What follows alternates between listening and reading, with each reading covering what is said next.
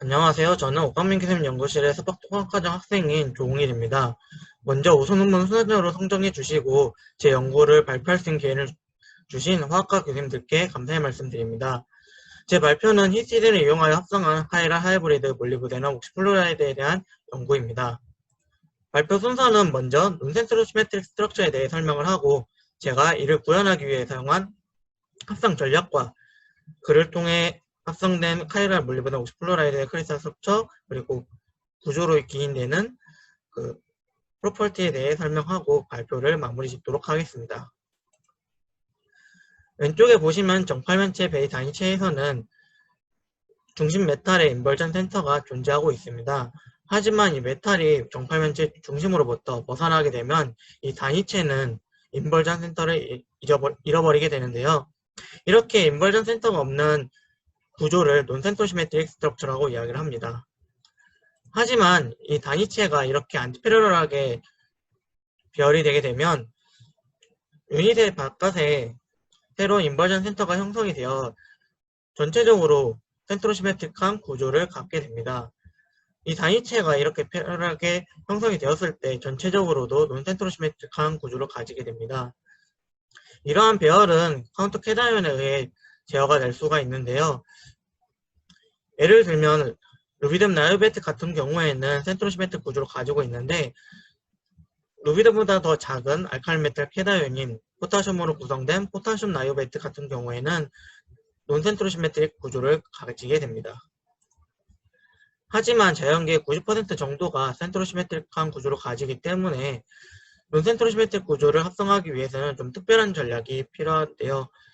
대표적인 방법 중 하나는 세컨드 오더의 안탈러 디스토션을 일으키는 디제로 메탈 캐다이온을 사용하는 것입니다. 디제로 메탈 같은 경우에는 디오비탈이 비어있어 디오비탈이 룸으로 작용하게 되고 리간드의 그로브비탈이 홈으로 작용하게 됩니다. 이 룸과 홈의 믹싱으로 인해서 중심금속이 정팔면체의 중심으로부터 이탈하는 이런 디토션을 일으키게 되는데요. 이를 도식화하면 다음과 같습니다. 이 그림에서는 위쪽 리간드와 본딩 인터랙션이 일어나고 아래쪽 리간드와는 안티본딩 인터랙션이 일어나는데 그 결과로 인하여 메탈이 정팔면체의 중심으로부터 이탈하는 디스토션을 일으키게 됩니다. 통계적으로는 몰리브데넘 6+가 가장 큰 디스토션을 일으킨다고 알려져 있어서 저는 몰리브데넘을 이용하여 논센토시메트릭 구조를 만들고자 하였습니다. 하지만 몰리브데넘 6+가 옥사이드와 결합하면은 옥타이드럴 베이 환경보다는 테트라헤드럴 베이 환경을 더 선호를 하는데요. 저는 시스테매틱하게 이 옥타이드럴 베이 환경을 유도하기 위해서 문헌 조사를 하다 보니 이 몰리브데넘 옥사이드 베이 단위체에 플로라이드가 도입이 되면 항상 옥타이드럴 베이 환경이 만들어진다는 것을 알 수 있었습니다. 따라서 저는 몰리브데넘 옥시플로라이드를 기본 단위체로 선정을 하였습니다. 앞서 말씀드렸듯이 카운터 캐다이온이 이 어시메트릭한 단위체를 배열하는데 큰 영향을 끼친다고 말씀을 드렸는데요.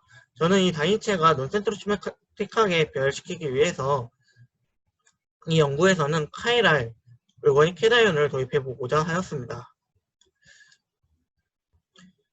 그 중에서 이제 가장 구하기 쉬웠던 내추럴 카이랄 컴파운드가 아미노 애시드였는데 몰리브데넘 옥시플로라이드가 N아이온임을 고려하여 베이직 아미노산 세 종류 중에서 크기가 적당한 히스티딘을 카운터 캐다이온으로 선정을 하였습니다.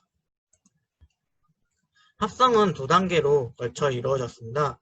몰리브데넘 옥사이드를 하이드로플로릭 애시드에 녹이고 가열하여 녹이고 히스티딘을 이 솔루션에 녹인 후에 슬로우 에버프린 시켜서 크리스탈을 얻었습니다. 먼저 F폼과 D폼을 동시에 넣어 얻은 화합물에 대한 결정 구조부터 보시겠습니다. 싱글 크리스탈 엑스레이 디프렉션 결과 이 화합물은 어카이라는 스트럭처를 가지고 있다는 것을 알 수 있었고 실제로 유닛셀을 보게 되면은 L 히스티딘과 D 히스티딘이 1대1로 구성되어 있는 것을 알 수 있었습니다. 이 유닛셀을 확장하여 보게 되면 크게 두 가지 특징을 확인할 수가 있는데요. 먼저 히스티딘 한번 살펴보게 되면 이 L-히스티딘과 D-히스티딘이 서로 상호적인 구조를 가지고 있기 때문에 수소결합이 용이합니다. 그래서 이 L-히스티딘과 D-히스티딘이 수소결합으로 다이머를 형성하고 있다는 것을 확인할 수 있었고요. 이 다이머가 이제 추가로 확장하여 몰리브데넘 옥시클로라이드와 수소결합을 하고 있다는 걸 알게 되었습니다. 이거를 좀 더 확대해서 보게 되면은 수소결합이 주로 옥사이드보다는 하이드로젠 분대가 없을수록 더 좋은 플로라이드와 주로 결합하고 있다는 것을 확인할 수 있었습니다. 다음으로는 L히스티딘만 넣어서 얻은 화합물과 D히스티딘만 넣어서 얻은 화합물을 보시겠습니다. 편의상 이 L히스티딘을 넣어서 얻은 화합물은 L이라고 부르고 D히스티딘만을 넣어서 얻은 화합물을 D라고 부르도록 하겠습니다. 싱글클래스 엑스레이 디프렉션 결과 이 화합물은 카이럴 스트럭처를 가지고 있다는 것을 확인할 수 있는데요. 유닛셀을 보게 되면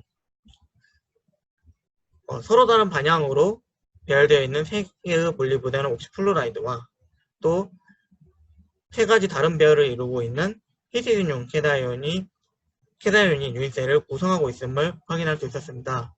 여기에 더해서 물분자가 유닛셀의 구성 요소로 존재하고 있는데 이 물분자를 제거시키기 위해서 열을 가해보니 물분자가 빠지는 동시에 히스티딘도 같이 빠지고 있어서 물분자가 결정구조 형성에 큰 영향을 끼친다는 것을 알게 되었습니다.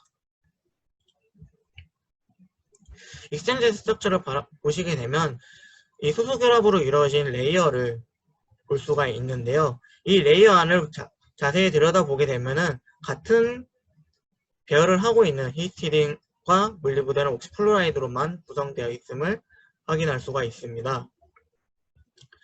이 레이어를 이제 히스티딘의 관점에서 보게 되면 수소결합으로 인해서 히스티딘이 몰리브데넘 옥시플로라이드를 한 방향으로 강제적으로 배열시킨다는 것을 확인할 수 있었습니다. 따라서 이 강한 수소결합으로 인해서 몰리브데넘 옥시플로라이드가 논센트로 시메트릭한 구조를 이룬다는 것을 확인할 수 있었습니다.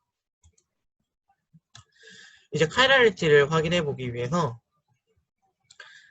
솔리드 스테이트 설큘러 다이크로이즘을 측정을 하였는데요. 이제 히스티딘 같은 경우는 250 아래에서 UV를 흡수하기 때문에 250나노미터 아래에서 나온 시그널은 히스티딘을 어사인할 수 있었고, 그보다 이제 높은, 그러니까 280나노미터 이상에서 나온 이 시그널은 몰리브데넘 옥시플로라이드로부터 나온 시그널이라는 것을 어사인할 수 있었습니다. 그런데 몰리브데넘 옥시플로라이드 같은 경우에는 내부에 미러 시메트리가 있어서 카이랄리티를 가질 수가 없는데, 앞서 보신 것과 같이 강한 수소결합으로 인해서 추가적으로 더 디솔션이 발생하면서 이 몰리브데넘 옥시플로라이드 역시 카이랄리티를 가지게 되었다는 것을 알 수 있었습니다. 논센트로 시메트릭 스트럭처가 가지는 대표적인 성질 중 하나는 세컨드 하몬 제너레이션인데요. 세컨드 하몬 제너레이션이란 입사광의 주파수를 2배로 변조시키는 현상입니다. 이 세컨드 하몬 제너레이션 같은 경우에는 파티클 사이즈에 크게 영향을 받기 때문에 파티클 사이즈별로 인텐시티를 측정을 하였고, 그래서 그 결과 SHG 효율은 알파 SiO2에 비해서 약 2배 정도 높은 효율을 가지고 있음을 알 수 있었습니다.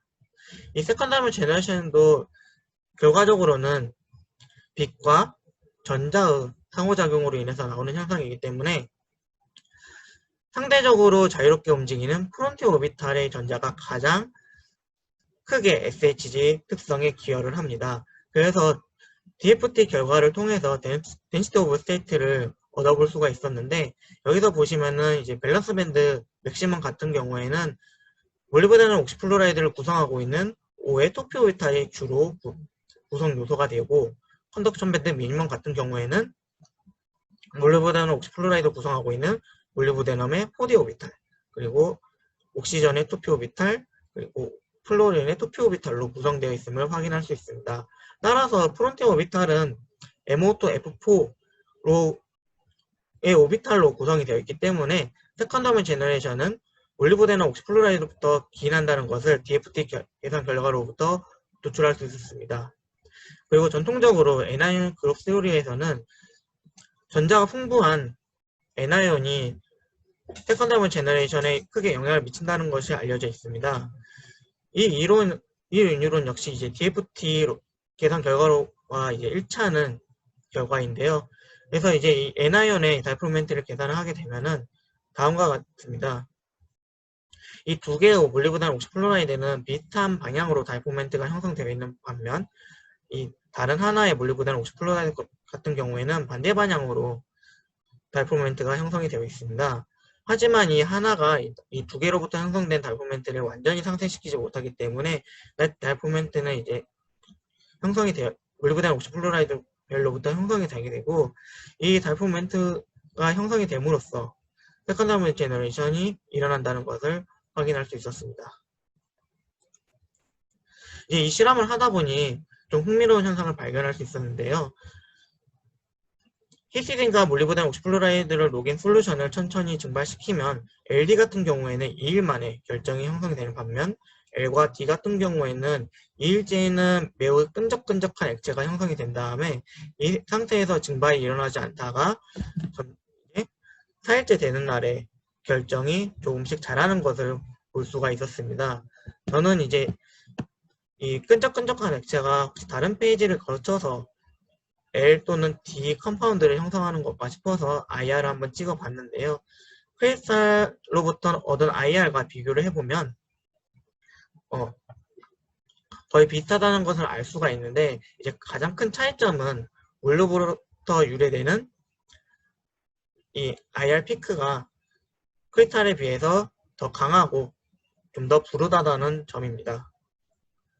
그래서 비어스 램버트 로우를 적용시켜서 몰리브덴 옥시플로라이드와 물과의 이제 몰비를 한번 구해 봤는데요.